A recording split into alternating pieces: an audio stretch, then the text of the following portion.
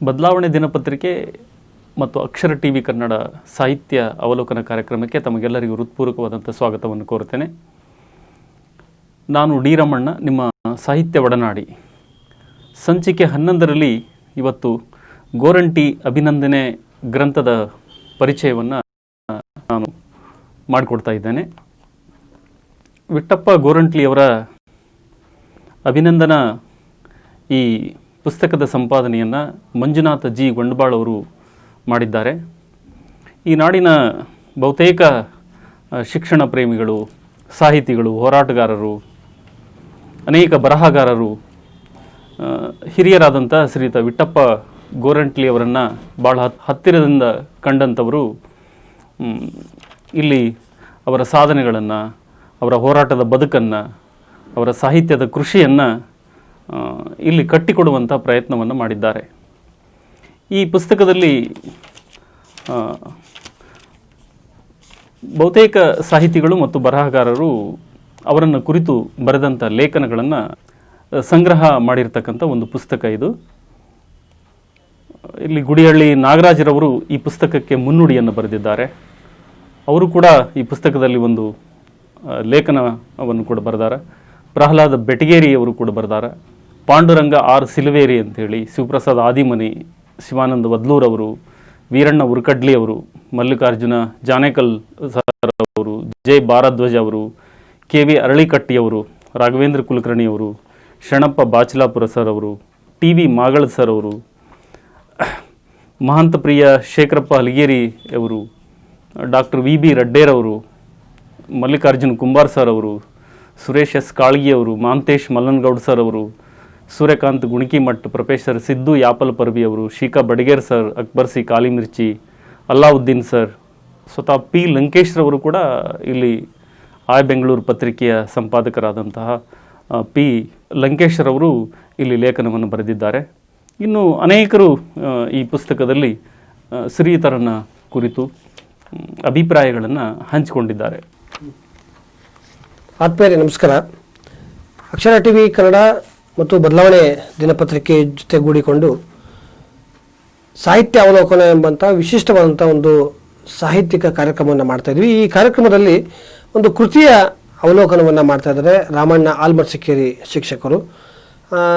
11ನೇ ಸಂಚಿಕೆಯಲ್ಲಿ ನಾವು ಗೋರಂಟಿ ಅಭಿನಂದನಾ ಗ್ರಂಥವನ್ನು ಇವತ್ತು ಪರಿಚಯ ಮಾಡಿಕೊಡ್ತೇವೆ. ಗೋರಂಟಿ ಅಭಿನಂದನಾ ಗ್ರಂಥವನ್ನು ನಾನೇ ಸಂಪಾದನೆ ಮಾಡಿದ್ದು. ಇದು 2008ರ ಅಂತಿಮದಲ್ಲಿ ರೆಡಿಯಾಗಿ 2009ರ ಜನವರಿ 9ಕ್ಕೆ ಈ ಕೃತಿಯನ್ನು ಬಿಡುಗಡೆ ಮಾಡಲಾಗ್ತದೆ. ವಿಠ್ಠಪ್ಪ ಗೋರಂಟ್ಲಿ ಅವರ ಒಂದು ಷಷ್ಠಾಬ್ದಿ ಕಾರ್ಯಕ್ರಮವನ್ನು ನಾವು ಅವತ್ತು ಮಾಡ್ತೀವಿ. ಅಲ್ಲಿಗೆ ವಿಠ್ಠಪ್ಪ ಗೋರಂಟ್ಲಿ ಸರ್ ಅವರಿಗೆ 70 ವರ್ಷಗಳು ಈಗ ಪೂರ್ಣ ಆಗಿದೆ. 10 ವರ್ಷದ ನಂತರ ಈ ಕೃತಿ ಬಗ್ಗೆ ಈಗ ನಾವು ಮಾತನಾಡ್ತಾ ಇದ್ದೇವೆ. ಅದನ್ನು ಕೂಡ ನಮ್ಮದೇ ಆದಂಥ ಅಕ್ಷರ ಟಿವಿ ಕನ್ನಡದಲ್ಲಿ. ಈ ಕೃತಿಯಲ್ಲಿ ಒಟ್ಟು ವಿಠ್ಠಪ್ಪ ಗೋರಂಟ್ಲಿ ಅವರ ಪರಿಚಯವನ್ನು ಮಾಡಿಕೊಡುವಂಥ ಒಂದು ಪ್ರಯತ್ನವನ್ನು ಮಾಡಲಾಗಿದೆ. ಸಾಕಷ್ಟು ಜನ ನಾಡಿನ ಬರಹಗಾರರು ಈ ಒಂದು ಕೃತಿಯ ಕುರಿತಾಗಿ ಮಾತನಾಡಿದ್ದಾರೆ. ಈ ಕೃತಿಯಲ್ಲಿ ಸಾಕಷ್ಟು ಜನ ವಿಠ್ಠಪ್ಪನವರನ್ನು ಬಲ್ಲಂಥವರೆಲ್ಲ ಬರೆದಿದ್ದಾರೆ. ಸೊ ಈ ಕೃತಿಯನ್ನು ಮಾಡಲಿಕ್ಕೆ ಪ್ರೇರಣೆ ಒಂದು ಸಾಹಿತ್ಯಿಕವಾದಂಥ ಒಲವು. ಬಹುಶಃ ಈ ಕೃತಿ ಬಿಡುಗಡೆ ಆದಾಗ ನನಗಾಗ ಕೇವಲ 29 ವರ್ಷ. ಆದರೆ ಸಾಕಷ್ಟು ದುಡಿದ ಹಣವನ್ನು ನಾನು ಈ ಒಂದು ಕಾರ್ಯಕ್ರಮಕ್ಕೆ ಬಳಸಿ ಈ ಒಂದು ಕೃತಿಯನ್ನು ನಮ್ಮ ಪ್ರಕಾಶನದ ಅಡಿಯಲ್ಲಿ ತರುವಂತಹ ಒಂದು ಕೆಲಸವನ್ನು ಮಾಡಿದ್ವಿ. ಮತ್ತು ಇದಕ್ಕೆ ಸಾಕಷ್ಟು ಪ್ರಶಂಸನೆ ಬಂದು ಈ ಕೃತಿಗಳ ಸಾವಿರಾರು ಪ್ರತಿಗಳು ಕೂಡ ಎಲ್ಲರಿಗೂ ತಲುಪಿದೆ. ಈಗ ನಾವು ಈ ಕೃತಿಯಲ್ಲಿರುವಂತಹ ವಿಚಾರಗಳನ್ನು ಇಟ್ಟುಕೊಂಡು 70 ವರ್ಷಗಳನ್ನು ಪೂರೈಸಿರುವಂಥ ವಿಠ್ಠಪ್ಪ ಗೋರಂಟ್ಲಿ ಅವರು ಈಗಲೂ ಕೂಡ ನಿರಂತರವಾದಂಥ ಹೋರಾಟವನ್ನು ಮಾಡ್ತಾ ಇದ್ದಾರೆ. ತಾವೇ ಸ್ಕೂಟಿಯನ್ನು ಚಲಾಯಿಸಿಕೊಂಡು ಹೋಗಿ ಎಲ್ಲ ಕಾರ್ಯಕ್ರಮಗಳಲ್ಲಿ ಭಾಗವಹಿಸ್ತಾರೆ. ಅವರು 100 ಕಾಲ ಬಾಳಲಿ ಅನ್ನುವಂಥ ಪ್ರೀತಿಯ ಶುಭ ಕಾಮನೆಗಳೊಂದಿಗೆ ಈ ಕೃತಿಯ ಪರಿಚಯ ಜೊತೆಗೆ ಇಲ್ಲಿ ಬಹುಶಃ ಬಹುತೇಕ ವಿಠ್ಠಪ್ಪನವರ ಪರಿಚಯವನ್ನು ಕೂಡ ಮಾಡಿಕೊಡಲಾಗಿದೆ ಅನ್ನುವಂಥ ಮಾತನ್ನು ಹೇಳ್ತಾ ಸಾಹಿತ್ಯ ಅವಲೋಕನ ಕಾರ್ಯಕ್ರಮ ಅತ್ಯಂತ ಸೊಗಸಾಗಿ ಮೂಡಿ ಬರ್ತಾ ಇದೆ. ತಮ್ಮೆಲ್ಲರ ಪ್ರೀತಿಯ ಶುಭ ಹಾರೈಕೆಗಳು ಮತ್ತು ಬೆಂಬಲ ಇರಲಿ ಅಂತೇಳಿ ವಿನಂತಿಸ್ಕೊಳ್ತೇನೆ. ಮತ್ತು ರಾಜ್ಯದ ಎಲ್ಲ ಸಾಹಿತಿಗಳು, ಬರಹಗಾರರು, ಕವಿಗಳು ನಮ್ಮ ಚಾನಲ್ನ ಸಬ್ಸ್ಕ್ರೈಬ್ ಮಾಡುವ ಮೂಲಕ ಸಾಹಿತ್ಯಿಕವಾದಂಥ ಏನೋ ಒಂದು ಪ್ರಯತ್ನವನ್ನು ಮಾಡ್ತಾ ಇದ್ದೀವಿ, ಅದಕ್ಕೊಂದು ಸಮಯವನ್ನು ವಿನಿಯೋಗಿಸಿದ್ದೀವಿ, ಅದಕ್ಕೊಂದು ಸಮಯ ಕೊಟ್ಟಿದ್ದೀವಿ. ಅದಕ್ಕಾಗಿ ತಮ್ಮ ಬೆಂಬಲ ಬೇಕೇ ಬೇಕು ಅನ್ನುವಂಥ ಮಾತನ್ನು ಹೇಳ್ತಾ, ಜೊತೆಗೆ ಗುರುವಾರ ಮತ್ತು ರವಿವಾರ ಏನು ಈ ಕೃತಿಯ ಪರಿಚಯ ಪ್ರಕಟಗೊಳ್ತಾ ಇದೆ, ಇದರಲ್ಲಿ ತಮ್ಮ ಕೃತಿ ಕೂಡ ಪರಿಚಯ ಮಾಡಿಕೊಳ್ಳಲು ತಮ್ಮ ಕೃತಿಯ 3 ಪ್ರತಿಗಳನ್ನು ನಮ್ಮ ವಿಳಾಸಕ್ಕೆ ಕಳಿಸ್ಕೊಡಿ. ವಿಳಾಸ ನಮ್ಮ ಚಾನೆಲ್ ಕೆಳಗಡೆ ಬರ್ತಾರಂಥ ಸ್ಕ್ರಾಲಲ್ಲಿದೆ, ಅದನ್ನು ನೋಡಿಕೊಂಡು ತಾವು ಕಳಿಸ್ಕೊಡುವಂಥ ವ್ಯವಸ್ಥೆ ಮಾಡಿ. ಮತ್ತು ಆ ಕೃತಿಯ ಪರಿಚಯ ಮಾಡುವ ಪ್ರಯತ್ನವನ್ನು ನಾವು ಕೂಡ ಮಾಡ್ತೀವಿ. ಅದರ ಮೂಲಕ ಸಾಹಿತ್ಯಿಕ ಓದು ಇನ್ನಷ್ಟು ಬೆಳೆಯಲಿ ಅನ್ನುವಂಥ ಸದಾಶಯದೊಂದಿಗೆ ಸಾಹಿತ್ಯಾವಲೋಕನ ಕಾರ್ಯಕ್ರಮವನ್ನು ನಡೆಸ್ತಾ ಇದ್ದೀವಿ. ಅದು ನಿರಂತರವಾಗಿರುತ್ತೆ. ತಮ್ಮ ಬೆಂಬಲವೂ ಕೂಡ ನಿರಂತರವಾಗಿರಲಿ ಅಂತ ಹೇಳ್ಬಿಟ್ಟು ಪ್ರೀತಿಯಿಂದ ವಿನಂತಿಸ್ಕೊಳ್ತೇನೆ. ನಮಸ್ಕಾರ. ನಮಸ್ಕಾರ.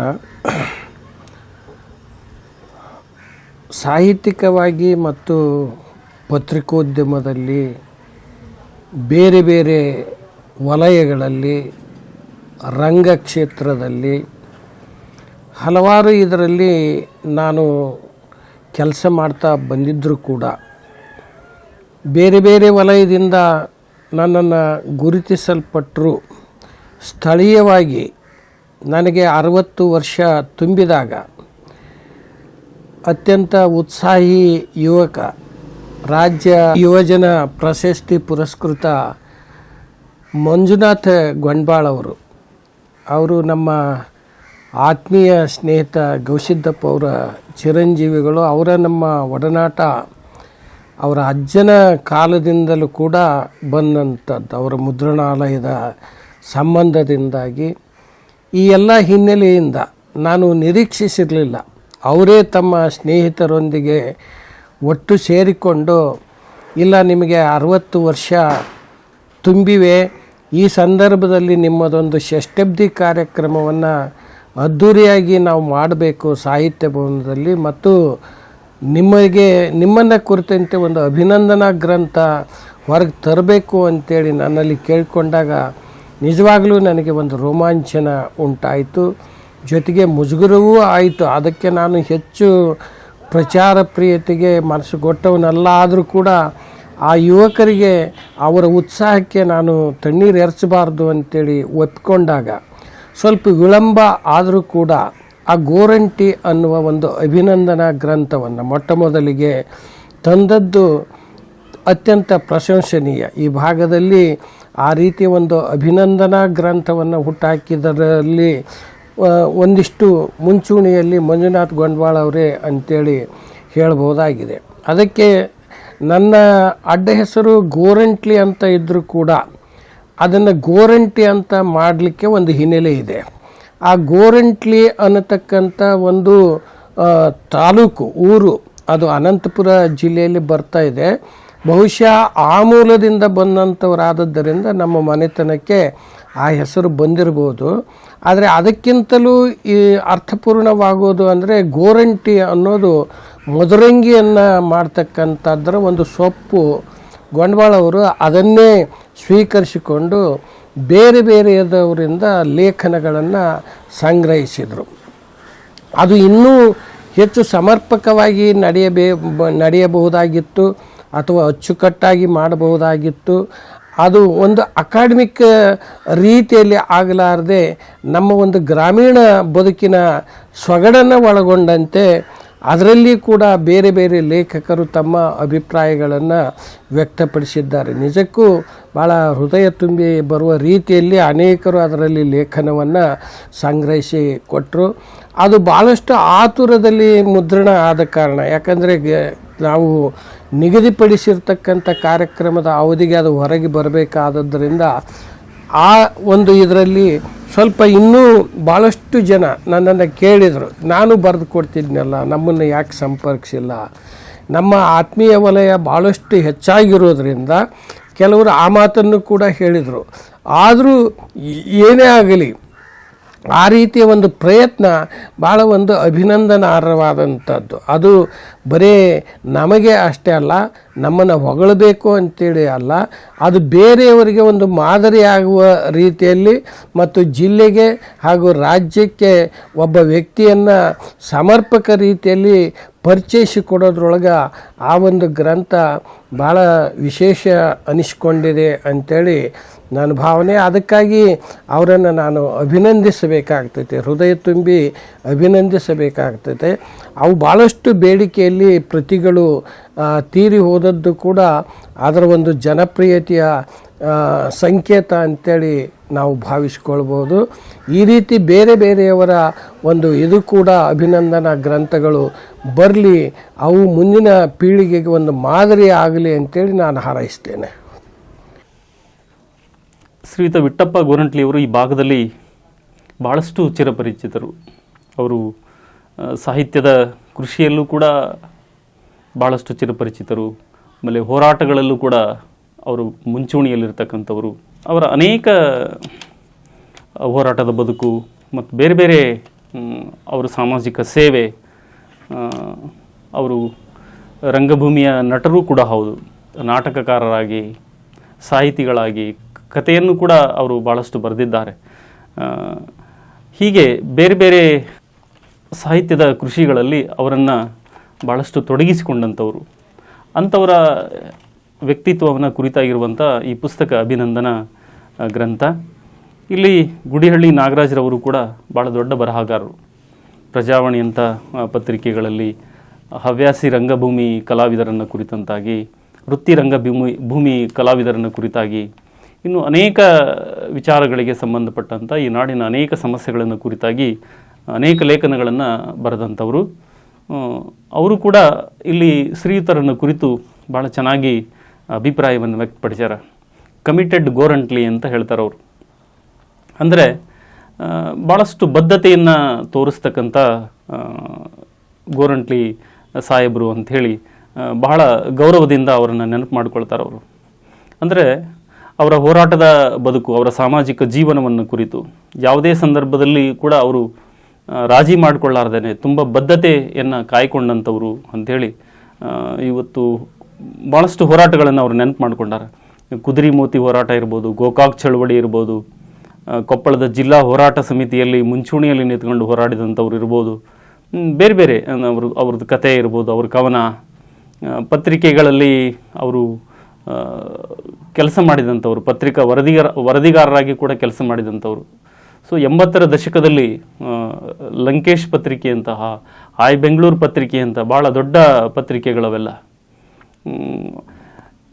ಈ ಎಲೆಕ್ಟ್ರಾನಿಕ್ ಮೀಡಿಯಾಗಳ ಅಬ್ಬರ ಇಲ್ಲದಂಥ ಕಾಲದಲ್ಲಿ ಭಾಳಷ್ಟು ಏನು ಈ ರಾಜಕೀಯ ವ್ಯವಸ್ಥೆಯನ್ನು ಸಂಪೂರ್ಣ ಈ ಭ್ರಷ್ಟಾಚಾರಕ್ಕೆ ಸಂಬಂಧಪಟ್ಟಂತೆ ಸಾಮಾಜಿಕ ವ್ಯವಸ್ಥೆಯಲ್ಲಿ ಕಂಡುಬರ್ತಕ್ಕಂಥ ಅನೇಕ ಅವ್ಯವಸ್ಥೆಗಳನ್ನು ಕುರಿತು ಭಾಳಷ್ಟು ಪಾರದರ್ಶಕವಾಗಿ ಸುದ್ದಿ ಮಾಡ್ತಕ್ಕಂಥ ಪತ್ರಿಕೆಗಳವು. ಅಂಥ ಪತ್ರಿಕೆಗಳಿಗೆ ಬಹಳ ಪ್ರಮುಖವಾಗಿ ಇವರು ವರದಿ ಮಾಡ್ತಕ್ಕಂಥವ್ರು ಈ ಭಾಗದಲ್ಲಿ. ಸೊ ಇಂಥ ಎಲ್ಲ ಅವರ ಹೋರಾಟದ ಬರಹಗಳ ಕಾಳಜಿಗಳನ್ನು ಶ್ರೀಯುತ ಗುಡಿಹಳ್ಳಿ ನಾಗರಾಜ ಸರ್ ಅವರು ಕಮಿಟೆಡ್ ಗೋರಂಟ್ಲಿ ಸಾಹೇಬರು ಅಂಥೇಳಿ ತುಂಬ ಗೌರವದಿಂದ ನೆನಪು ಮಾಡ್ಕೊಳ್ತಾರೆ. ಹಾಗೆಯೇ ಇಲ್ಲಿ ಮುಂದುವರೆದಂತೆ ಭಾಳಷ್ಟು ಜನ ಇಲ್ಲಿ ಅವರನ್ನು ನೆನಪು ಮಾಡ್ಕೊಳ್ತಾರೆ, ಅವರ ಹೋರಾಟಗಳನ್ನು. ಇಲ್ಲಿ ಇನ್ನೊಂದು ಅವರು ಬರೆದಂಥ ಕವಿತೆಯ ಮೂಲಕ ಅವ್ರನ್ನ ನೆನಪು ಮಾಡಿಕೊಳ್ತಾರೆ. ಇಳಿದು ಈಜಿ ಜಯಿಸುವಾತನಿಗೆ ಪ್ರಯತ್ನವೆಂಬುದು ಪರಮಾತ್ಮನ ಕಾರ್ಯಕ್ಷೇತ್ರ, ಪರಿಶ್ರಮ ಸೇವೆಯೇ ಪರಮ, ಪೂಜೆ ಪ್ರಾರ್ಥನೆಗಳಿಗೆಂದು ನಂಬಿ ನಡೆದವರು. ಇಳಿದು ಈಜಿ ಜಯಿಸುವಾತನಿಗೆ ಅಂದರೆ ಇಳಿದು ಈಜೋದು ಬದುಕಂದ್ರೇ ಒಂದು ಕಷ್ಟದ ಸಮುದ್ರ ಇದ್ದಂಗೆ, ಸಾಗರ ಇದ್ದಂಗೆ. ಇದರಲ್ಲಿ ಜಯಿಸುವಾತನಿಗೆ, ಇದರಲ್ಲಿ ಜಯ ಕಂಡುಕೊಳ್ಬೇಕಾದ್ರೆ ನಿತ್ಯ ಪರಿಶ್ರಮ, ಕಷ್ಟಪಡಬೇಕು ಅನ್ನುವಂಥದ್ದು, ಪ್ರಯತ್ನ ಪಡಬೇಕು ಅನ್ನುವಂಥದ್ದು. ಅದು ಪರಮಾತ್ಮನ ಕಾರ್ಯಕ್ಷೇತ್ರ. ಅಂಥ ಪರಿಶ್ರಮದಿಂದ, ಅಂಥ ಕಷ್ಟದಿಂದ ಸದಾ ನಾನು ಮೇಲೆ ಬರಬೇಕು ಅನ್ನುವಂಥ ವಿಚಾರ ಇಟ್ಟುಕೊಂಡು ಅವರು ದೇವರಿಗೆ ಅಂದರೆ ಪೂಜೆ ಪ್ರಾರ್ಥನೆಗಳೆಂದು ನಂಬಿ ನಡೆದವರು. ಇದೇ ನನಗೆ ಪೂಜೆ, ನಾನೇನು ಸತತವಾದಂಥ ಪರಿಶ್ರಮ, ಹೋರಾಟ ಏನೈತಲ್ಲ, ಹೋರಾಟದ ಬದುಕೆ ದೇವರಿಗೆ ಪೂಜೆ ಸಲ್ಲಿಸುವಂತಹ ಆಕರಗಳು ಅನ್ನುವಂಥ ನಿಟ್ಟಿನಲ್ಲಿ ಅವರು ಮುಂದೆ ಬಂದಿದ್ದಾರೆ ಅನ್ನುವಂಥದ್ದನ್ನು ಇಲ್ಲಿ ನೆನಪು ಮಾಡ್ಕೊಳ್ತಾರೆ ಶ್ರೀಯುತ ಪಾಂಡುರಂಗ ಆರ್ ಸಿಲ್ವೇರಿ ಅಂತೇಳಿ ಅವರು ಪತ್ರಕರ್ತರು, ಗಜೇಂದ್ರಗಢದವರು. ಈ ಅವರು ಬರೆದಂತಹ ಸಾಲುಗಳ ಮುಖಾಂತರ ಅವರನ್ನು ನೆನಪು ಮಾಡಿಕೊಳ್ತಾರೆ. ಹಾಗೆಯೇ ಇಲ್ಲಿ ಶಿವಪ್ರಸಾದ್ ಆದಿಮನಿಯವರು ಕೂಡ ಶ್ರೀಯುತರನ್ನು ಕುರಿತು ಒಂದು ಲೇಖನವನ್ನು ಬರೆದಿದ್ದಾರೆ. ಓದು ಒಕ್ಕಾಲು ಬುದ್ಧಿ ಮುಕ್ಕಾಲು ಅಂತ ಒಂದು ಗಾದೆ ಮಾತಿದೆ. ಅಂದರೆ ಭಾಳಷ್ಟು ಕಡಿಮೆ ಓದು ಒಕ್ಕಾಲು ಬುದ್ಧಿ ಮುಕ್ಕಾಲು, ಅಂದರೆ ಬುದ್ಧಿವಂತಿಕೆ ತಿಳುವಳಿಕೆ ಬಹಳ ಮುಖ್ಯ, ಸಾಮಾಜಿಕ ತಿಳುವಳಿಕೆ ಬಹಳ ಮುಖ್ಯ ಅಂತ. ಅಂದರೆ ಇಲ್ಲಿ ಶ್ರೀಯುತ ವಿಠಪ್ಪ ಗೋರಂಟ್ಲಿಯವರು ಹೈಸ್ಕೂಲು ಮಟ್ಟದ ಶಿಕ್ಷಣವನ್ನು ಪಡೆದವರಲ್ಲ, ಅವರು ಕೇವಲ ಪ್ರಾಥಮಿಕ ಶಿಕ್ಷಣವನ್ನು ಪಡೆದವರಷ್ಟೇ ಅವರು. ಹಾಗಾಗಿ ಅವರ ವ್ಯಕ್ತಿತ್ವವನ್ನು ಕುರಿತು ಅವರು ಮಾತಾಡ್ತಾರೆ. ಅಂದರೆ ಇವತ್ತು ಎಷ್ಟು ನಾಟಕಗಳನ್ನು ಬರೆದಿದ್ದಾರೆ, ಎಷ್ಟು ಕವನ ಸಂಕಲನಗಳನ್ನು ಹೊರತಂದಿದ್ದಾರೆ, ಎಷ್ಟೊಂದು ಹೋರಾಟಗಳಲ್ಲಿ ಭಾಗಿಯಾಗಿದ್ದಾರೆ ಅನ್ನುವಂತಹ ವಿಚಾರವನ್ನು ಇಟ್ಟುಕೊಂಡು ಅವರು ಶ್ರೀಯುತರನ್ನು ಕುರಿತು ಇಂಥ ಸಾಲನ್ನು ಉಲ್ಲೇಖ ಮಾಡ್ತಾರೆ ಅವರು. ಈಗ ಅನೇಕರು ಅದಾರ, ಇಲ್ಲ ಅಂತಲ್ಲ, ಕಡಿಮೆ ಓದಿಕೊಂಡು ಭಾಳಷ್ಟು ಸಾಧನೆ ಮಾಡಿದಂಥವರು ಕೂಡ ಇವತ್ತು ನಮಗೆ ಸಮಾಜದಲ್ಲಿ ಸಿಗ್ತಾರೆ. ಅಂಥವರ ಸಾಲಿಗೆ ಇವರು ಕೂಡ ವಿಠಪ್ಪ ಗೋರಂಟ್ಲಿ ಅವರು ಕೂಡ, ಹಿರಿಯರಾದಂಥ ವಿಠಪ್ಪ ಗೋರಂಟ್ಲಿ ಅವರು ಕೂಡ ಸೇರ್ತಾರೆ ಅನ್ನುವಂಥದ್ದು. ಈಗ ಉದಾಹರಣೆಗೆ ಇಲ್ಲಿ ಡಾಕ್ಟರ್ ರಾಜ್ಕುಮಾರ್ ಅವರು ಕೂಡ ಪ್ರಾಥಮಿಕ ಶಿಕ್ಷಣವನ್ನು ಪಡೆದವರಲ್ಲ, ಅವರು ಬಹಳ ಕಡಿಮೆ ಓದಿದವರು. ಕನ್ನಡ ಚಲನಚಿತ್ರರಂಗದಲ್ಲಿ ಭಾಳ ದೊಡ್ಡ ಹೆಸರು ಮಾಡಿದಂಥವರು, ಭಾಳಷ್ಟು ಸದಾಭಿರುಚಿ ಇರ್ತಕ್ಕಂಥ ಚಿತ್ರಗಳಲ್ಲಿ ಅವರು ಭಾಗವಹಿಸಿ ನಟನೆ ಮಾಡಿ ಆ ಮೂಲಕ ಎಲ್ಲ ಕನ್ನಡಿಗರ ಮನಸ್ಸನ್ನು ಗೆದ್ದಂಥವರು, ಕನ್ನಡ ಭಾಷೆಗೆ ಒಂದು ಶಕ್ತಿಯನ್ನು ತುಂಬಿದಂಥವರು, ಕನ್ನಡ ಭಾಷೆಗೆ ಒಂದು ವಿಶೇಷವಾದಂಥ ಸೊಬಗನ್ನು ತಂದುಕೊಟ್ಟಂಥವರು ಡಾಕ್ಟರ್ ರಾಜ್ಕುಮಾರ್ ಅವರು. ಅವರ ಅನೇಕ ಸಿನಿಮಾಗಳು ಕೂಡ ಭಾಳಷ್ಟು ಜನಮಾನಸದಲ್ಲಿ ಉಳಿದಿವೆ. ಹಾಗೆ ಭಾಳ ಕಡಿಮೆ ಓದಿಕೊಂಡು ಅತ್ಯಂತ ಹೆಚ್ಚು ಸಾಧನೆ ಮಾಡಿದಂಥವರ ಸಾಲಿಗೆ ಇಲ್ಲಿ ವಿಠಪ್ಪ ಗೋರಂಟ್ಲಿ ಅವರು ಬರ್ತಾರ ಅನ್ನುವಂಥದ್ದು ಬಹಳ ಮುಖ್ಯವಾದಂಥ ವಿಷಯ ಅಂತ. ಇನ್ನೊಂದು ನನಗಿಲ್ಲಿ ಭಾಳ ಅವ್ರು ಹೇಳ್ತಾರೆ, ಇಲ್ಲಿ ಕವಿರಾಜ ಮಾರ್ಗದಲ್ಲಿ ಉಲ್ಲೇಖಗೊಂಡಂತಹ ಒಂದು ವಾಕ್ಯವನ್ನು ಬಳಸ್ತಾರೆ, ಕುರಿತೋದದೆಯಂ ಕಾವ್ಯ ಪ್ರಯೋಗ ಪರಿಣತಿ ಮತಿಗಳಂಥೇಳಿ. ಅದಕ್ಕೆ ನನಗೆ ನೆನಪಾತು, ಇಲ್ಲಿ ಸರ್ವಜ್ಞನ ಒಂದು ವಚನದ ಸಾಲನ್ನು ನೆನಪು ಮಾಡ್ಕೊಳ್ತೇನೆ. ಇಲ್ಲಿ ಸರ್ವಜ್ಞನೆಂಬುವನು ಗರ್ವದಿಂದಾದವನೇ ಇಲ್ಲ, ಎಲ್ಲರೊಳಗೆ ಒಂದಾಗಿ ಒಂದೊಂದು ನುಡಿ ಕಲಿತು ವಿದ್ಯೆಯ ಪರ್ವತವೇ ಆದ ಸರ್ವಜ್ಞ ಅಂತ ಹೇಳ್ತಾನೆ ಆತ. ಒಂದು ಕಡೆ ಸರ್ವಜ್ಞ ಈತೇನು ವಿದ್ಯೆಯ ಪರ್ವತ ಅಲ್ಲ, ಆತೇನ ಬಹಳ ಸಾಮಾನ್ಯವಾದಂಥ ಮನುಷ್ಯ, ಎಲ್ಲರ ಜೊತೆಗೆ ಬೆರೆತು ಸಾಮಾಜಿಕವಾಗಿ ಎಲ್ಲರೊಳಗೆ ಒಂದಾಗಿ ಅವರಿಂದ ಎಲ್ಲವನ್ನು ಕಲಿತುಕೊಂಡು ಆತ ವಿದ್ಯೆಯ ಪರ್ವತವೇ ಆದ ಸರ್ವಜ್ಞ ಅಂತ. ಹಾಗೆ ಇಲ್ಲಿ ತೀರಾ ಅತ್ಯಂತ ಬಡತನದ ಕುಟುಂಬದಿಂದ ಬಂದಂಥ ವಿಠಪ್ಪ ಗೋರಂಟ್ಲಿಯವರು ತಮ್ಮ ಸತತವಾದಂಥ ಪರಿಶ್ರಮ, ಸತತವಾದಂಥ ಹೋರಾಟ, ಬಹಳ ಕಷ್ಟದ ಬದುಕು ಅವ್ರದ್ದು.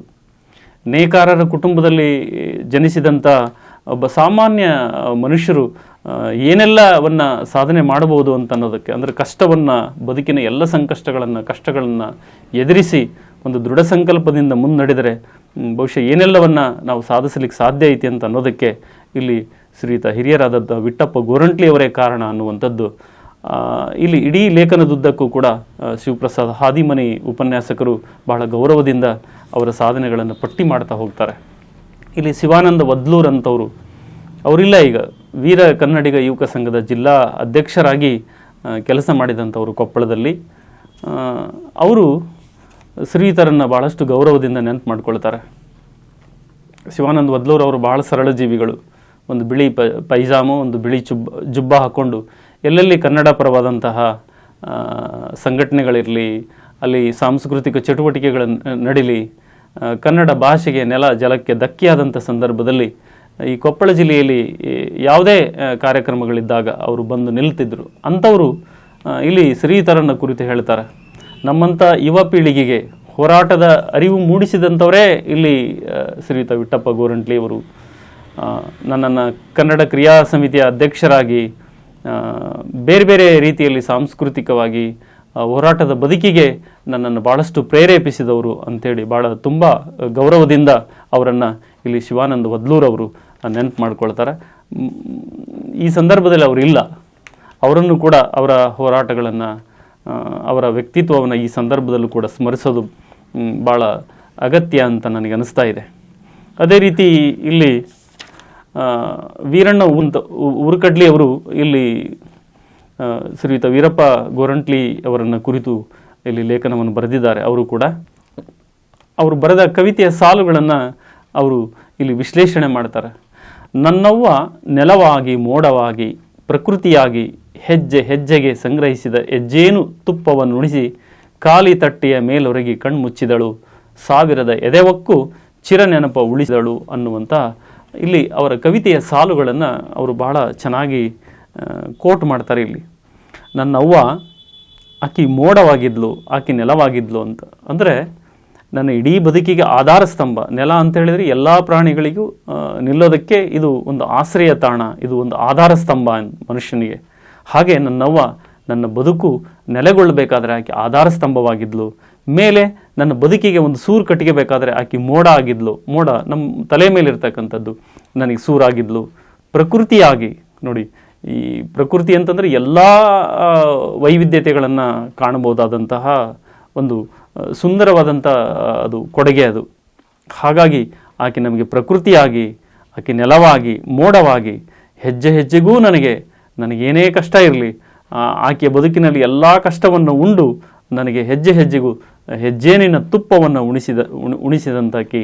ಆಮೇಲೆ ಖಾಲಿ ತಟ್ಟೆಯ ಮೇಲೊರಗಿ ಕಣ್ಣು ಮುಚ್ಚಿದಂತಾಕಿ. ಎಲ್ಲ ಸಂಕಷ್ಟಗಳು ತಾನು ನುಂಗಿಕೊಂಡು ನನಗೆ ಹೆಜ್ಜೇನಿನ ಸವಿಯನ್ನು ಉಣಿಸಿ ಆಕಿ ಖಾಲಿ ತಟ್ಟೆಯ ಮೇಲೆ ಹೊರಗೆ ಕಣ್ಣು ಮುಚ್ಚಿದಂಥವಳು, ನಮ್ಮನ್ನು ಅಗಲಿಬಿಟ್ಲು ಅಂಥೇಳಿ ತಾಯಿಯ ಬಗ್ಗೆ ಸಾವಿರದ ಎದೆವಕ್ಕೂ ಚಿರನೆನಪು ಉಳಿಸಿದಳು. ಸಾವಿರದ ಎದೆವಕ್ಕೂ ಚಿರನೆನಪು ಉಳಿಸಿದಳು. ಎಂದಿಗೂ ಮರೆಯಲಾರದಂಥ ಆ ಅವ್ವನ ಆ ಸ್ವರೂಪ, ಆಕೆಯ ಬದುಕು, ನಮ್ಮನ್ನು ಬೆಳೆಸಿದಂಥ ರೀತಿ, ಆ ಅನನ್ಯತೆಯನ್ನು ಬಹಳ ಗೌರವದಿಂದ ಅವರು ಕವಿತೆಯ ಮೂಲಕ ನೆನಪಿಸಿಕೊಳ್ತಾರೆ. ಇಂಥ ಕವಿತೆಯನ್ನು ಅವರು ವಿಶ್ಲೇಷಣೆ ಮಾಡೋದ್ರ ಮೂಲಕ ಇಲ್ಲಿ ಹಿರಿಯರಾದಂಥ ವಿಠ್ಠಪ್ಪ ಗೋರಂಟ್ಲಿ ಅವರನ್ನು ಅವರು ಬಹಳ ಹತ್ತಿರದಿಂದ ನೋಡಿದಂಥ ಅವರ ಹೋರಾಟದ ಬದುಕನ್ನು ಈ ಲೇಖನದಲ್ಲಿ ವೀರಣ್ಣ ಉರ್ಕಡ್ಲಿ ಅವರು ದಾಖಲಿಸಿದ್ದಾರೆ. ಮತ್ತು ಮುಂದೆ ಇನ್ನೊಂದು ಕವಿತೆಯ ಸಾಲುಗಳಿವೆ ಇಲ್ಲಿ. ಒಮ್ಮೆ ಹೂದೋಟದಲ್ಲಿ, ಒಮ್ಮೆ ಕೆಳಕೂಟದಲ್ಲಿ, ಒಮ್ಮೆ ಸಂಗೀತದಲ್ಲಿ, ಒಮ್ಮೆ ಶಾಸ್ತ್ರದಲ್ಲಿ, ಒಮ್ಮೆ ಸಂಸಾರದಲ್ಲಿ, ಮತ್ತೊಮ್ಮೆ ಮೌನದಲ್ಲಿ. ಹೀಗೆ ಬೇರೆ ಬೇರೆ ರೀತಿಯಾದಂತಹ ಅವರ ವ್ಯಕ್ತಿತ್ವಕ್ಕೆ ಪೂರಕವಾಗಿ ಒಮ್ಮೆ ಹೂದೋಟದಲ್ಲಿ, ಭಾಳ ಸುಂದರವಾದಂಥ ಹೂದೋಟ ಅಂತಂದ್ರೆ ಸುಂದರವಾದಂಥ ಬದುಕು, ಒಮ್ಮೆ ಕೆಳಕೂಟದಲ್ಲಿ ಕಷ್ಟದಲ್ಲಿ, ಒಮ್ಮೆ ಸಂಗೀತದಲ್ಲಿ, ಒಮ್ಮೆ ಶಾಸ್ತ್ರದಲ್ಲಿ, ಒಮ್ಮೆ ಸಂಸಾರದಲ್ಲಿ, ಮತ್ತೊಮ್ಮೆ ಮೌನದಲ್ಲಿ. ಸೊ ಹೀಗೆ ಬೇರೆ ಬೇರೆ ರೀತಿಯಾದಂತಹ ಚಿಂತನೆಯನ್ನು, ಬದುಕನ್ನು ರೂಢಿಸಿಕೊಂಡು ಅವರು ಮುಂದೆ ಬಂದರು ಅಂತ ಅನ್ನೋದನ್ನು ವೀರಣ್ಣ ಉರ್ಕಡ್ಲಿ ಅವರು ಬಹಳ ಚೆನ್ನಾಗಿ ಅವರ ಸ್ನೇಹ ಜೀವನವನ್ನು, ಅವರ ಅತಿಥಿ ಸತ್ಕಾರವನ್ನು, ಅವರು ಏನು ಸಮಾಜದೊಂದಿಗಿರ್ತಕ್ಕಂಥ ಒಡನಾಟವನ್ನು ಭಾಳಷ್ಟು ಇಲ್ಲಿ ಪ್ರೀತಿಪೂರ್ವಕವಾಗಿ, ಗೌರವವಾಗಿ ಅವರು ನೆನಪು ಮಾಡಿಕೊಳ್ತಾರೆ. ವೀರಣ್ಣ ಉರ್ಕಡ್ಲಿ ಅವರು ಕೂಡ ಭಾಗ್ಯನಗರದವರೇ, ಅವರನ್ನು ಬಹಳ ಹತ್ತಿರದಿಂದ ನೋಡಿದವರು. ಹಾಗಾಗಿ ಅವರ ಇಡೀ ಬದುಕು, ಅವರ ಎಲ್ಲ ಹೋರಾಟದ ಎಲ್ಲ ಹಂತಗಳನ್ನು ಕೂಡ ಅವರು ಇಲ್ಲಿ ದಾಖಲಿಸಿದ್ದಾರೆ. ಹಾಗೆಯೇ ಇಲ್ಲಿ ಇನ್ನೋರ್ವ ಹಿರಿಯರು ಜೆ ಭಾರದ್ವಾಜ ಅಂಥೇಳಿ ಅವರು, ವಿಠ್ಠಪ್ಪ ಗೋರಂಟ್ಲಿಜಿಯವರು ಅವರ ಹೋರಾಟದ ಬದುಕನ್ನು ಕುರಿತು ವಿಶೇಷವಾಗಿ ಅವರು ದಾಖಲಿಸ್ತಾರೆ. ಇಲ್ಲಿ ಹೋರಾಟವನ್ನು 3 ಭಾಗಗಳನ್ನಾಗಿ ಅವರು ಕಾಣ್ತಾರೆ. ಒಂದು, ಸೂರ್ಯನಂತೆ ಬೆಳಕನ್ನು ಚೆಲ್ತಕ್ಕಂಥವ್ರು ಅಂತ. ಹೋರಾಟದ ಮೊದಲನೇ ಭಾಗದಲ್ಲಿ ಬರ್ತಕ್ಕಂಥವ್ರು ಸೂರ್ಯನಂತೆ ಬೆಳಕು ಚೆಲ್ತಾರ ಅಂತನ್ನುವಂಥದ್ದು. ಅಂದರೆ ಅದರಲ್ಲಿ Buddha, Basava, Ambedkar, marks, angels, Lenin ಅಂಥವರು, ಭಗತ್ ಸಿಂಗ್ನಂಥವರು, ಚುಗುವೇರಾ ಅಂಥವರು ಭಾಳ ದೊಡ್ಡ ದೊಡ್ಡ ಜಗತ್ತಿನ ಶ್ರೇಷ್ಠ ಹೋರಾಟಗಾರರನ್ನು ಆ ಸಾಲಿನಲ್ಲಿ ಸೇರಿಸ್ಬೋದು. ಹಾಗೆಯೇ ಎರಡನೇ ಸಾಲಿನಲ್ಲಿ ಯಾರು ಬರ್ತಾರೆ ಅಂತ ಹೇಳಿದರೆ, ಚಂದ್ರನಂತೆ ತಾವು ಕತ್ತಲೆಯಲ್ಲಿದ್ದು ಬೆಳಕನ್ನು ಚೆಲ್ತಕ್ಕಂಥವ್ರು ಎರಡನೇ ಸಾಲಿನಲ್ಲಿ ಬರ್ತಕ್ಕಂಥವ್ರು. ಇನ್ನು 3ನೇ ಸಾಲಿನಲ್ಲಿ ಅಂತ ಹೇಳಿದರೆ, ಯಾವುದೇ ಸಂದರ್ಭ ಇರಲಿ ಅದು ಅವರು ಮಿಂಚಿನಂತೆ ಬಂದು, ಯಾವುದೇ ಸಂದರ್ಭಗಳಿರಲಿ, ಅದು ಎಂಥ ಕಷ್ಟ ಸಂದರ್ಭಗಳಿರಲಿ, ಅವರು ಬಂದು ಇಲ್ಲಿ ನಿಂತು ಏನೇ ಕಷ್ಟ ಕಾರ್ಪಣ್ಯಗಳಿರಲಿ ಅದಕ್ಕೆ ಎದೆಗೊಟ್ಟು ಅವರು ಹೋರಾಟ ಮಾಡ್ತಕ್ಕಂಥವ್ರು ಅನ್ನುವಂಥದ್ದನ್ನು ಇಲ್ಲಿ ಹೋರಾಟಗಾರರ ವರ್ಗೀಕರಣ ಮಾಡ್ತಾರೆ. ಇಂಥ ವರ್ಗೀಕರಣದ ಸಂದರ್ಭದಲ್ಲಿ ಈ ವ್ಯವಸ್ಥೆಯ ವಿರುದ್ಧ ಹೋರಾಟ ಮಾಡ್ತಕ್ಕಂಥವ್ರು ಇರ್ಬೋದು, ಭೂಮಿ ಕಳೆದುಕೊಂಡವರ ಧ್ವನಿ, ಅವರ ಸಮಸ್ಯೆಗಳನ್ನು ಕುರಿತಾಗಿ ಹೋರಾಟಗಳಿರ್ಬೋದು, ಕಾರ್ಮಿಕರ ಅನೇಕ ಸಮಸ್ಯೆಗಳನ್ನು ಕುರಿತಾಗಿರ್ತಕ್ಕಂಥ ಹೋರಾಟಗಳಿರ್ಬೋದು. ಇಂತಹ ಅನೇಕ ಹೋರಾಟಗಳಲ್ಲಿ ಶ್ರೀಯುತ ವಿಠ್ಠಪ್ಪ ಗೋರಂಟ್ಲಿಜಿಯವರು ಭಾಗವಹಿಸ್ತಿದ್ದರು. ಸದಾ ಅವರ ಅನೇಕ ಸಮಸ್ಯೆಗಳಿಗೆ ಕುರಿತಾಗಿ ಧ್ವನಿ ಎತ್ತಿ ಅದಕ್ಕೆ ಪರಿಹಾರ ಕಂಡುಹಿಡಿಯುವಂತಹ ಸರ್ಕಾರದ ಸೌಲಭ್ಯಗಳನ್ನು ಕೊಡಿಸುವಲ್ಲಿ ಮುಂಚೂಣಿಯಲ್ಲಿ ನಿಲ್ತಿದ್ರು ಅನ್ನುವಂಥದ್ದನ್ನು ಭಾಳ ಗೌರವದಿಂದ ಜೆ ಭಾರದ್ವಾಜ್ ಅವರು ಅಖಿಲ ಭಾರತ ಕೃಷಿ ಕಾರ್ಮಿಕ ಸಂಘದ ಅಧ್ಯಕ್ಷರವರು ಅವರು ಇಲ್ಲಿ ಬಹಳ ಗೌರವದಿಂದ ಅವರ ಹೋರಾಟವನ್ನು ಅವರು ನೆನಪು ಮಾಡಿಕೊಳ್ತಾರೆ. ಹಾಗೆಯೇ ಇಲ್ಲಿ ಟಿ ವಿ ಮಾಗಳ್ ಸರ್ ಅಂತ ಗವಿಸಿದ್ದೇಶ್ವರ ಪ್ರೌಢಶಾಲೆಯಲ್ಲಿ ಶಿಕ್ಷಕರಾಗಿ ಕೆಲಸ ಮಾಡ್ತಕ್ಕಂಥ ಒಂದು ಕಾಲ ಈಗ ಅವರು ನಿವೃತ್ತರಾಗಿ ಬೇರೆ ಊರಲ್ಲಿ ನೆಲೆಸಿದ್ದಾರೆ. ಅವರು ಬಹಳ ಚೆನ್ನಾಗಿ ನೆನಪು ಮಾಡ್ಕೊಳ್ತಾರೆ. ಟಿ ವಿ ಮಾಗಳ್ ಸರ್ ಅಂದರೆ ಈ ಭಾಗದ ಭಾಳ ದೊಡ್ಡ ಆದರ್ಶ ಶಿಕ್ಷಕರವರು, ಭಾಳ ದೊಡ್ಡ ಶಿಷ್ಯ ಸಂಪತ್ತನ್ನು ಗಳಿಸಿದಂಥವರು, ಬಹಳ ನಿಖರವಾಗಿ ಅಂಕೆ ಸಂಖ್ಯೆಗಳನ್ನು ಇಟ್ಟುಕೊಂಡು ಅನೇಕ ಸಾರ್ವಜನಿಕ ಸಭೆ ಸಮಾರಂಭಗಳಲ್ಲಿ ಮಾತನಾಡ್ತಕ್ಕಂಥವ್ರು, ಭಾಳ ದೊಡ್ಡ ಶಿಷ್ಯ ಪಡಿಯನ್ನು ಹೊಂದಿದವರು. ಅವರ ಭಾಷಣಗಳಂತ ಹೇಳಿದರೆ ಭಾಳ ಆಸಕ್ತಿಯಿಂದ ಶ್ರದ್ಧೆಯಿಂದ ಕೇಳೋದಕ್ಕೆ ಎಲ್ಲ ಶಿಷ್ಯವರ್ಗ ಕೂಡ್ತಿತ್ತು. ಬರಹಗಾರರಾಗಿರ್ತಕ್ಕಂಥ ಶಿಕ್ಷಕರಾದಂಥ ಮಾಗಳ್ ಸರ್ ಅವರು ನೆನಪು ಮಾಡ್ಕೊಳ್ತಾರೆ. ಸಾರ್ವಜನಿಕ ಬದುಕಿನ ಸಾತ್ವಿಕ ಶಕ್ತಿ ಶಕ್ತಿ ಅಂಥೇಳಿ ವಿಠ್ಠಪ್ಪ ಗೋರಂಟ್ಲಿ ಅವರನ್ನು ಕರೀತಾರೆ. ಅವರು ಅಂದರೆ ಅವರು ಪತ್ರಕರ್ತರಾಗಿ, ಅವರು ಕವಿಗಳಾಗಿ, ಒಂದು ಆಧ್ಯಾತ್ಮಿಕ ಚಿಂತನಶೀಲತೆಯ ಮನೋಭಾವದಿಂದ ಅವರ ಸಂಘಟನೆ, ಅವರ ಹೋರಾಟಗಳನ್ನು, ಅವರ ತತ್ವನಿಷ್ಠ ರಾಜಕಾರಣ, ಹೀಗೆ ಅನೇಕ ಬಹುಮುಖ ವ್ಯಕ್ತಿತ್ವಗಳನ್ನು ಅವರ ಇಡೀ ಲೇಖನದುದ್ದಕ್ಕೂ ಕೂಡ ಇಲ್ಲಿ ದಾಖಲಿಸ್ತಾರೆ. ಎಲ್ಲ ಕ್ಷೇತ್ರಗಳಲ್ಲಿ ಅವರಿಗೆ ವಿಶೇಷವಾದಂಥ ಪ್ರತಿಭೆ ಇತ್ತು. ಆಮೇಲೆ ಅವರ ಪರಿಶ್ರಮ, ಅವರ ಪ್ರಾಮಾಣಿಕತೆ, ಈ ಎಲ್ಲ ಅಂಶಗಳಿಂದ ವಿಶೇಷವಾಗಿ ಸಾಮಾಜಿಕವಾಗಿ ಭಾಳಷ್ಟು ಗುರುತಿಸಿಕೊಳ್ತಿದ್ದರು ಅಂತ. ಆ ಮೂಲಕ ಅವರು ಪತ್ರಕರ್ತರ ಸಂಘದ ಅಧ್ಯಕ್ಷರಾಗಿ ಬೇರೆ ಬೇರೆ ರೀತಿಯಲ್ಲಿ ಎಲ್ಲ ಅಂದರೆ ರಾಜಕಾರಣಿಯಾಗಿ ಕೂಡ ಅವರು ಗುರುತಿಸಿಕೊಳ್ತಾರೆ. ಇಲ್ಲಿ ಮಂಡಲ್ ಪಂಚಾಯತಿ ಉಪಪ್ರಧಾನರಾಗ್ತಾರೆ, ಅವರು ತಾಲೂಕ್ ಪಂಚಾಯತಿಯ ಸದಸ್ಯರಾಗಿ ಕೂಡ ಇಲ್ಲಿ ಅವರು ಆಯ್ಕೆ ಆಗ್ತಾರೆ. ಹೀಗೆ ರಾಜಕಾರಣದಲ್ಲೂ ಕೂಡ ಅವರು ಕೆಲಸ ಮಾಡಿದಂಥವರು. ಹೀಗೆ ಬೇರೆ ಬೇರೆ ನೆಲೆಗಟ್ಟಿನಲ್ಲಿ ಅವರನ್ನು ಗುರುತಿಸುವಂತಹ, ಅವರನ್ನು ಗೌರವಿಸುವಂತಹ ಅನೇಕ ವಿಷಯಗಳನ್ನು ಇಲ್ಲಿ ಟಿ ವಿ ಮಾಗಳ್ ಸರ್ ಅವರು ಉಲ್ಲೇಖ ಮಾಡಿದ್ದಾರೆ. ಡಾಕ್ಟರ್ ವಿ ರಡ್ಡೇರ್ ಸರ್ ಅವರು ಕೂಡ ಶ್ರೀಯುತರನ್ನು ಕುರಿತು ಭಾಳ ಚೆನ್ನಾಗಿ ಅವರು ಕೂಡ ಇಲ್ಲಿ ದಾಖಲು ಮಾಡಿದ್ದಾರೆ. ಅವರು ಬರೆದ ಕವಿತೆಯ ಸಾಲುಗಳನ್ನು ಆ ಮೂಲಕ ಇವರು ಕೂಡ ವಿಶ್ಲೇಷಣೆ ಮಾಡ್ತಾ ಅವರ ವ್ಯಕ್ತಿತ್ವವನ್ನು ನೆನಪು ಮಾಡಿಕೊಳ್ತಾರೆ. ಎಳೆಗಿಂತ ಸಣ್ಣಾಗಿ ಮುಗಿಲುದ್ದ ನೇಯ್ದರು, ಬಟ್ಟೆಯನ್ನೇ ಕಾಣದೆ ಬೆತ್ತಲಾದ ಜನ ನಾವು, ಸೋರುವ ಸೂರಿನಡಿ ನೊಂದವರು ನಾವು, ದೌರ್ಜನ್ಯದ ತುಳಿತದಲ್ಲಿ ನೊಂದವರು ನಾವು, ಕಷ್ಟಗಳ ಕುಲುಮೆಯಲ್ಲಿ ಬೆಂದವರು ನಾವು, ಹಾಡಲಿಲ್ಲ ಹಾಡಲಿಲ್ಲ ಹಾಡಲಿಲ್ಲವೋ ಯಾರು ನಮ್ಮ ಎದೆಯಾಳದ ನೋವಿನ ಹಾಡ ಅಂತ ವಿಠ್ಠಪ್ಪ ಗೋರಂಟ್ಲಿಜಿಯವರು ಬರೆದಂತಹ ಕವಿತೆಯ ಸಾಲುಗಳನ್ನೇ ಇಲ್ಲಿ ಉಲ್ಲೇಖ ಮಾಡ್ಯಾರ. ಅವರು ಎಳೆಗಿಂತ ಸಣ್ಣಾಗಿ ಅಂದರೆ ಬಟ್ಟೆಯ ಎಳೆ ನೂಲೇ ಬಹಳ ಚಿಕ್ಕದಾಗಿರ್ತೈತಿ, ಅದಕ್ಕಿಂತ ಚಿಕ್ಕದು. ಎಳೆಗಿಂತ ಸಣ್ಣಾಗಿ ಅಂದರೆ ತುಂಬ ಕಷ್ಟಪಡೋದು ಅಂತ ಅರ್ಥ. ಮುಗಿಲುದ್ದ ನೇಯ್ದರು, ನಮಗೆ ಆಕಾಶ ಈಗ ಮುಗಿಲು ಎತ್ತರದಲ್ಲೈತಿ, ಕೈಗೆ ಸಿಗೋದಿಲ್ಲ, ಅಷ್ಟು ಎತ್ತರಕ್ಕೂ ನಾವು ನೂಲುಗಳನ್ನು ನೇಯ್ದರು, ಬಟ್ಟೆಯನ್ನೇ ಕಾಣದೆ ಬೆತ್ತಲಾದಂಥ ಜನ ನಾವು. ಇಷ್ಟು ಕಷ್ಟಪಟ್ಟರೂ ಕೂಡ ನಿತ್ಯವೂ ಕೂಡ ಸರಿಯಾಗಿ ಅನ್ನ ನೀರು ಸಿಗದೆ ಇಷ್ಟೆಲ್ಲ ಕಷ್ಟಪಟ್ಟರೂ ಕೂಡ ನಮಗೆ ಸರಿಯಾದಂಥ ಬಟ್ಟೆ ಸಿಗಲ್ಲ ಅನ್ನುವಂಥದ್ದು. ಸೋರುವ ಸೂರಿನಡಿ ನೊಂದವರು ನಾವು, ಸೋರುವ ಸೂರಿನಡಿ, ನಮಗೆ ಇರದೇ ಸಣ್ಣ ಸಣ್ಣ ಮನೆಗಳು, ಅಂಥ ಸೂರುಗಳು ಎಲ್ಲ ಸೋರ್ತಾ ಇದ್ವು. ಆ ಸೂರಿನಡಿಯಲ್ಲಿ ಆ ಮಳೆಗೆ ನೆಂದವರು ನಾವು, ದೌರ್ಜನ್ಯದ ತುಳಿತದಲ್ಲಿ ನೊಂದವರು ನಾವು, ಕಷ್ಟಗಳ ಕುಲುಮೆಯಲ್ಲಿ ಬೆಂದವರು ನಾವು, ಹಾಡಲಿಲ್ಲ ಹಾಡಲಿಲ್ಲ ಹಾಡಲಿಲ್ಲವೋ ಯಾರು ನಮ್ಮ ಎದೆಯಾಳದ ನೋವಿನ ಹಾಡು. ಅಂದರೆ ಇಲ್ಲಿ ಈ ಸಾಮಾಜಿಕ ವ್ಯವಸ್ಥೆಯಲ್ಲಿರ್ತಕ್ಕಂಥ ಈ ಭ್ರಷ್ಟ ವ್ಯವಸ್ಥೆಯನ್ನು ಕುರಿತು ಅವರು ಮಾತನಾಡ್ತಾರೆ. ನಮ್ಮಲ್ಲಿರ್ತಕ್ಕಂಥ ಈ ನೋವಿಗೆ, ನಮ್ಮಲ್ಲಿರ್ತಕ್ಕಂಥ ಈ ಸಂಕಟ, ಈ ತಲ್ಲಣಗಳಿಗೆ ಯಾರು ಧ್ವನಿಯಾಗಲಿಲ್ಲ, ಯಾರು ಹಾಡಾಗಲಿಲ್ಲ ಅಂತ ಹೇಳಿದರೆ, ಸ್ಪಂದನೆ ಸಿಗಲಿಲ್ಲ ಅಂಥೇಳಿ, ಅಂಥ ಎಲ್ಲ ಸಂವೇದನೆಗಳನ್ನು ಒಳಗೊಂಡಂತಹ ಇಂಥ ಅನೇಕ ಕವಿತೆಗಳನ್ನು ಅವರು ಬರೀತಿದ್ರು ಅನ್ನುವಂಥದ್ದು, ಬಹಳ ಅರ್ಥಪೂರ್ಣವಾದಂತಹ ಕವಿತೆಗಳನ್ನು, ಕಾವ್ಯವನ್ನು ಕೃಷಿ ಮಾಡ್ತಿದ್ರು ಅನ್ನುವಂಥದ್ದನ್ನು ಇಲ್ಲಿ ರಡ್ಡೇರ್ ಸರ್ ಅವರು ಬಹಳ ಚೆನ್ನಾಗಿ ನೆನಪು ಮಾಡ್ಕೊಳ್ತಾರೆ. ಅವರು ಬಹಳ ಒಳ್ಳೊಳ್ಳೆ ರೂಪಕಗಳನ್ನು ಬಳಸಿಕೊಂಡು, ದೃಷ್ಟಾಂತಗಳನ್ನು ಬಳಸಿಕೊಂಡು ಅನೇಕ ಕವಿತೆಗಳನ್ನು ಕಟ್ಟಿಕೊಟ್ಟವರು ಅನ್ನುವಂಥದ್ದನ್ನು ಇಲ್ಲಿ ರಡ್ಡೇರ್ ಸರ್ ಅವರು ಹೇಳಿದ್ದಾರೆ. ಅವರಿಗೆ 2000ರಲ್ಲಿ ಅವರಿಗೆ ಬುದ್ಧ ಪ್ರಶಸ್ತಿ ಸಿಗ್ತತಿ, ಶ್ರೀಯುತ ವಿಠ್ಠಪ್ಪ ಗೋರಂಟ್ಲಿಜಿ ಅವರಿಗೆ. 2001ರಲ್ಲಿ ಜೇಡರ ದಾಸಿಮಯ್ಯ ಮತ್ತು ಕಬೀರ್ ಪ್ರಶಸ್ತಿ ಸಿಗುತ್ತೆ. 2002ರಲ್ಲಿ ಅವರಿಗೆ ಕರ್ನಾಟಕ ಪತ್ರಿಕಾ ಅಕಾಡೆಮಿ ಪ್ರಶಸ್ತಿ ಕೂಡ ಸಿಗುತ್ತೆ. ತಿರುಳುಗನ್ನಡ ಸನ್ಮಾನ 2003ರಲ್ಲಿ, ನಿಮ್ಮಲ್ಲಿ ವಿಶ್ವೇಶ್ವರಯ್ಯ ಪ್ರಶಸ್ತಿ ಕೂಡ ಸಿಗುತ್ತೆ.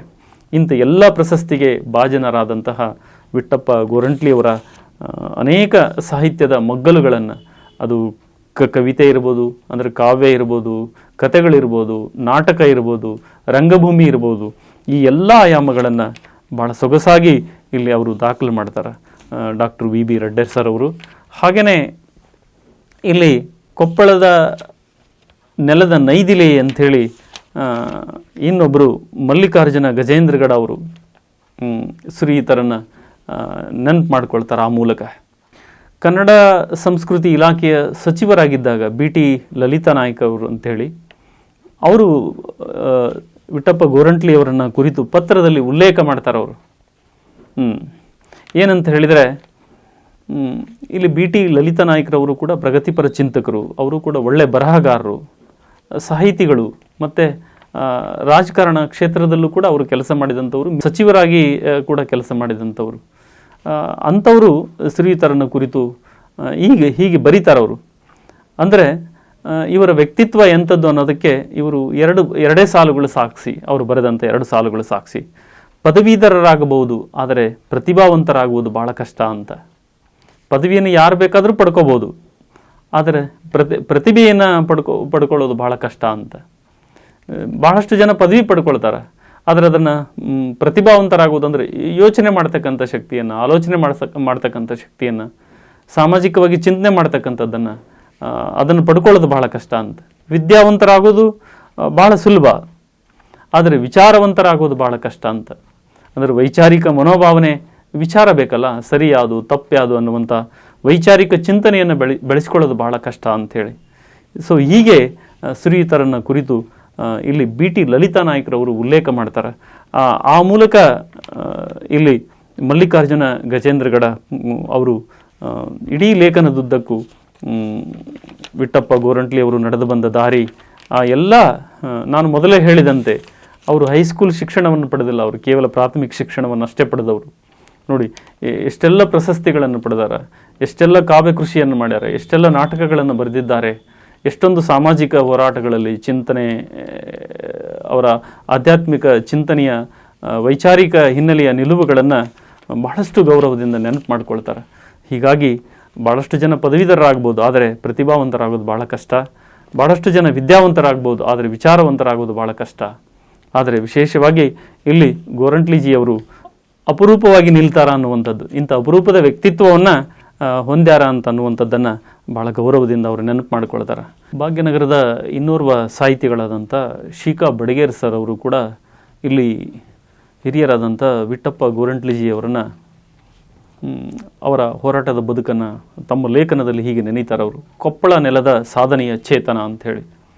A man who suffered A lot in life certainly is A man of thoughts ಅಂಥೇಳಿ. ಮಹಾತ್ಮ ಗಾಂಧಿಯವರ ಈ ಮಾತಿನಲ್ಲಿ ಏನು ವಿಶೇಷ ಅರ್ಥ ಇದೆ ಅಂತ ಹೇಳಿದರೆ, ಕಷ್ಟಗಳು ಕಲಿಸುವಷ್ಟು ಪಾಠಗಳು ಸುಖಗಳು ಎಂದೂ ಕಲಿಸಲಾರವು ಅಂಥೇಳಿ. ಅಂದರೆ ಕಷ್ಟದ ಜೀವನ ಎಲ್ಲವನ್ನೂ ಕಲಿಸಿಕೊಡ್ತತಿ ಅಂಥೇಳಿ. ಅಂದರೆ ಇಲ್ಲಿ ವಿಠ್ಠಪ್ಪ ಗೋರಂಟ್ಲಿಯವರ ನಡೆದು ಬಂದ ದಾರಿಯನ್ನು ಅವರು ಈ ರೀತಿ ವ್ಯಾಖ್ಯಾನಿಸ್ತಾರೆ. ಅವರು ಇಡೀ ಬದುಕಿನುದ್ದಕ್ಕೂ ಭಾಳಷ್ಟು ಕಷ್ಟಪಟ್ಟು ಮೇಲೆ ಬಂದವರು ಅಂತ ಅನ್ನುವಂಥದ್ದಕ್ಕೆ ಈ ಮಹಾತ್ಮ ಗಾಂಧಿಯವರ ಆಂಗ್ಲ ಉಕ್ತಿ ಭಾಳ ಸರಿಯಾಗಿ ಸಮೀಕರಣವಾಗಬಲ್ಲದು ಅನ್ನುವಂಥದ್ದು. ಅವರು ರಾಜಕಾರಣಿಯಾಗಿ, ಚಿಂತಕರಾಗಿ, ಮತ್ತು ಅನೇಕ ವೈಚಾರಿಕ ಚಿಂತನೆಗಳಿಂದ ಮಾಡಿದಂಥ ಸಾಂಸ್ಕೃತಿಕ ಚಟುವಟಿಕೆಗಳಲ್ಲಿ ಅವರು ತೊಡಗಿಸಿಕೊಂಡಂತಹ, ಈ ಕೊಪ್ಪಳದ ನೆಲದಲ್ಲಿ ಹೋರಾಟಗಳನ್ನು ರೂಪಿಸಿದಂತಹ ಅನೇಕ ಅವರ ಈ ಸಾಹಿತ್ಯಿಕ ಮಗ್ಗಲುಗಳನ್ನು, ಅವರ ವ್ಯಕ್ತಿತ್ವದ ಅನೇಕ ಚಿತ್ರಣಗಳನ್ನು ಅವರು ತಮ್ಮ ಲೇಖನದಲ್ಲಿ ಭಾಳ ಚೆನ್ನಾಗಿ ನೆನಪು ಮಾಡ್ಕೊಳ್ತಾರೆ. ಅಂದರೆ ಭಾಳಷ್ಟು ಕಡಿಮೆ ಕಲಿತವರು ಕೂಡ ಬಹಳ ಒಳ್ಳೊಳ್ಳೆಯ ಸಾಧನೆಗಳನ್ನು ಮಾಡ್ಯಾರ ಅಂಥೇಳಿ ಅವರು ಭಾಳ ಚೆನ್ನಾಗಿ ನೆನಪು ಮಾಡ್ಕೊಳ್ತಾರೆ. ಇಲ್ಲಿ ಶಾಲಾ ಕಾಲೇಜಿನ ಮೆಟ್ಟಲನ್ನು ಹತ್ತದೇ ಇರತಕ್ಕಂಥ ಅನೇಕ ಜನ ಇವತ್ತು ಸಂಶೋಧಕರಾಗಿದ್ದಾರೆ.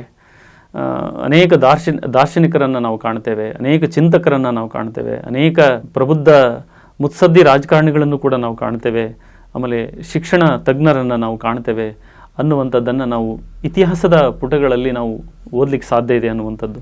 ಹಾಗೆ ಇದಕ್ಕೆ ಪೂರಕವಾಗಿ ವಿಠ್ಠಪ್ಪ ಗೋರಂಟ್ಲಿಯವರ ವ್ಯಕ್ತಿತ್ವವು ಕೂಡ ಹಾಗೇನೆ ಅಂಥೇಳಿ. ಅವರು ಓದದೇ ಇದ್ದರೂ ಕೂಡ ಅವರ ಹೋರಾಟದ ಬದುಕೇನೈತಲ್ಲ ಅದು ಬಹಳ ನಮಗೆಲ್ಲ ಸ್ಫೂರ್ತಿ ಆಗಬಲ್ಲದು, ಆದರ್ಶ ಆಗಬಲ್ಲದು ಅನ್ನುವಂಥದ್ದನ್ನು ಇಲ್ಲಿ ಶ್ರೀಕಾ ಬಡಿಗೇರ್ ಸರ್ ಅವರು ಕೂಡ ತಮ್ಮ ಲೇಖನದಲ್ಲಿ ನೆನಪು ಮಾಡಿಕೊಳ್ತಾರೆ.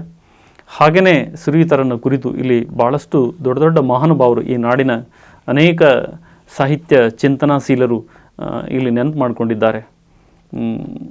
ದಿವಂಗತ ಭರಮಪ್ಪ ಚಿಲುಗೋಡು ಕುಕ್ನೂರವರು ಕೂಡ ಇಲ್ಲಿ ಅವರನ್ನು ಭಾಳ ಗೌರವದಿಂದ ನೆನಪು ಮಾಡಿಕೊಳ್ತಾರೆ. ಡಾಕ್ಟರ್ ಹಾಮಾನಾಯ್ಕ್ ಅವರು ಕೂಡ ಇಲ್ಲಿ ನೆನಪು ಮಾಡಿಕೊಂಡಿದ್ದಾರೆ. ಮನು ಬಳಿಗಾರ್ ಬೆಂಗಳೂರು ಅವರು ಕೂಡ ನೆನಪು ಮಾಡಿಕೊಂಡಿದ್ದಾರೆ. MD ಗೋಗೇರಿ, ಆಮೇಲೆ ದಿವಂಗತ doctor SG Nagaloti Math sir ಅವರು ಕೂಡ ಗೋರಂಟ್ಲಿ ಸಾಹೇಬರನ್ನು ಕುರಿತು ತುಂಬ ಗೌರವದಿಂದ ನೆನಪು ಮಾಡಿಕೊಳ್ತಾರೆ. ಹಾಗೆಯೇ ಈ ನಾಡಿನ ಅನೇಕ ಸಾಹಿತ್ಯ ಆಸಕ್ತರು, ಸಾಹಿತಿಗಳು, ಪ್ರಬುದ್ಧ ಹೋರಾಟಗಾರರು, ಬಸವರಾಜ್ ಶೀಲವಂತರವರು ಕೂಡ ಸರನ್ನು ಭಾಳ ಗೌರವದಿಂದ ನೆನಪು ಮಾಡಿಕೊಳ್ತಾರೆ. ನಾವು ಬರೆಯುತ್ತೇವೆ, ನೀವು ಬದಲಾಯಿಸುತ್ತೀರಿ. ಈ ಮೂಲಕ ಅವರ ಎಲ್ಲ ಹೋರಾಟದ ಬದುಕುಗಳನ್ನು ಅವರು ಎಳೆಯಾಗಿ ಇಲ್ಲಿ ದಾಖಲೀಕರಣ ಮಾಡ್ತಾರೆ ಬಸವರಾಜ್ ಶೀಲವಂತರ್ ಸರ್ ಅವರು.